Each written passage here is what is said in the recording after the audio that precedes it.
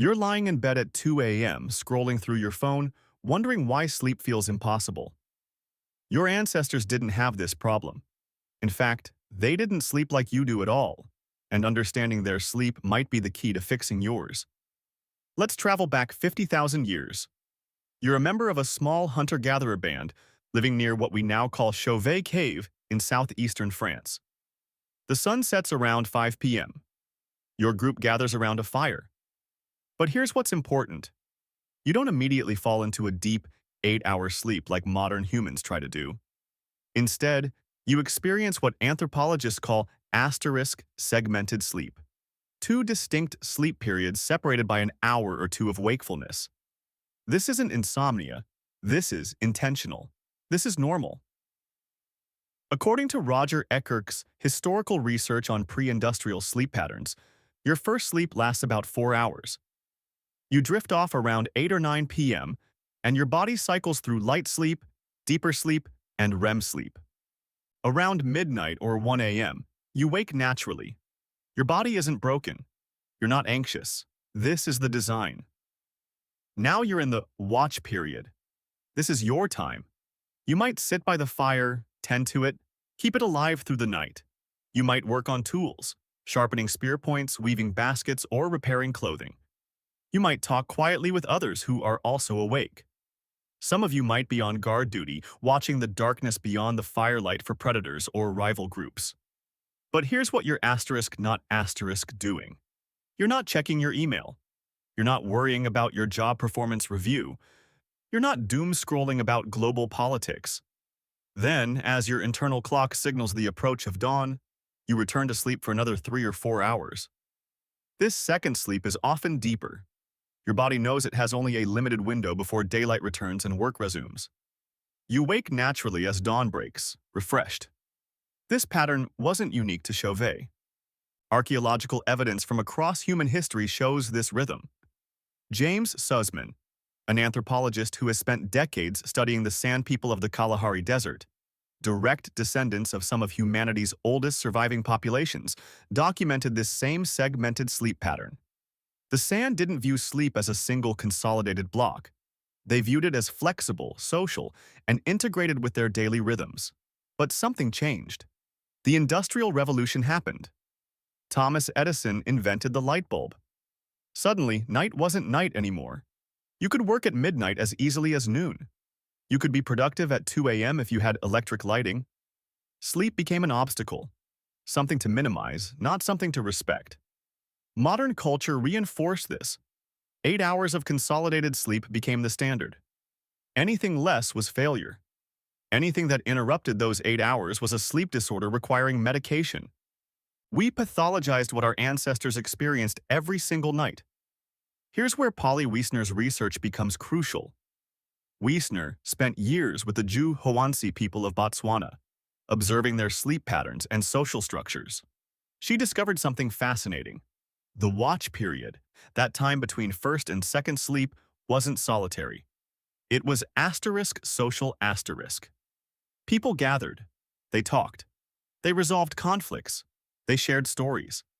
Sleep wasn't isolated. It was communal. This matters because you're not just struggling with sleep. You're struggling with isolation.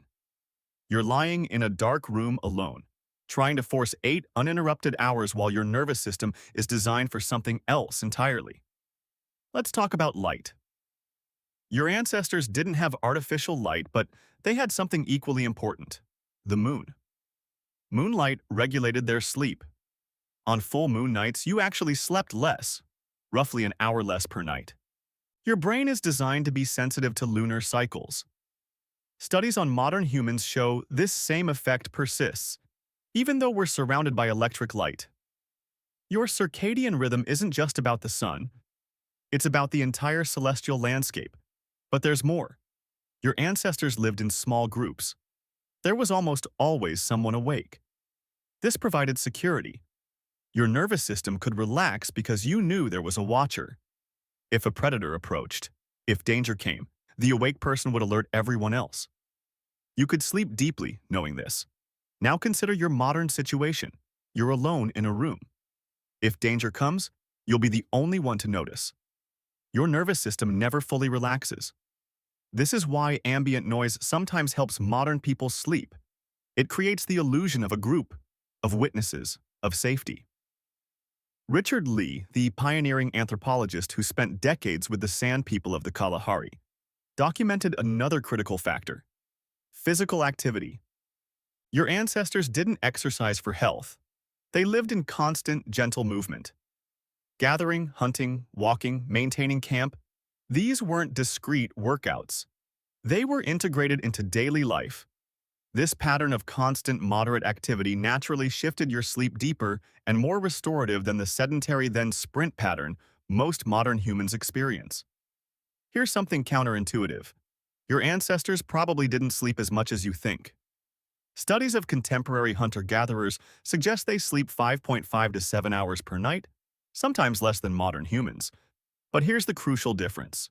Their sleep was unscheduled, flexible, and whenever they woke, they didn't panic. They didn't check the time and calculate how many hours they'd lost. They didn't feel broken.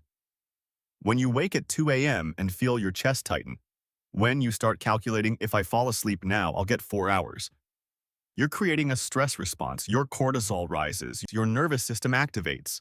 Now you genuinely can't sleep, not because something is wrong with you, but because you've triggered the very mechanism that prevents sleep. Your ancestors didn't have this. If they woke, they woke. Sometimes it meant watch time. Sometimes they'd doze again.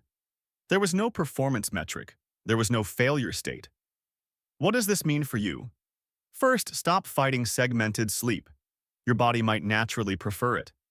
Some people find that accepting 2 sleep periods eliminates the anxiety that prevents sleep in the first place. You wake at 2 a.m., you accept it, you read or sit quietly, and your body drifts back to sleep without the stress. Second, create social sleep environments when possible.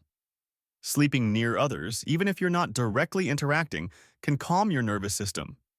This is why sleeping partners help some people, why families historically slept in shared rooms, why co-sleeping with infants is common across cultures. Third, expose yourself to natural light cycles. Moonlight if you can access it. Real sunlight during the day. Darkness at night.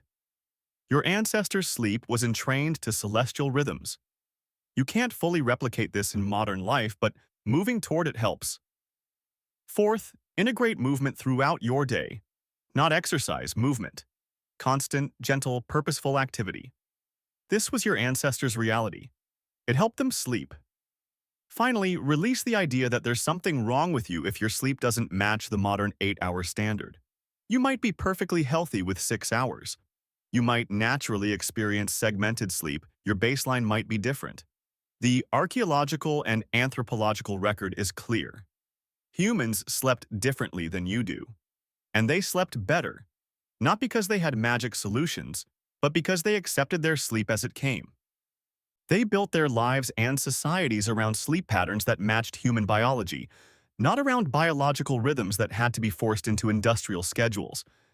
You can't live like your ancestors. You have responsibilities, electricity, and a global economy demanding your attention.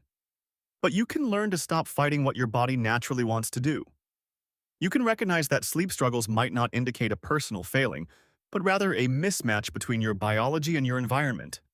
The path to better sleep might not be finding the right supplement or the perfect sleep app. It might be understanding that your 2 a.m. wakefulness isn't an enemy. It's an echo of something ancient. It's your body asking to be treated the way humans were treated for 200,000 years. Listen to it.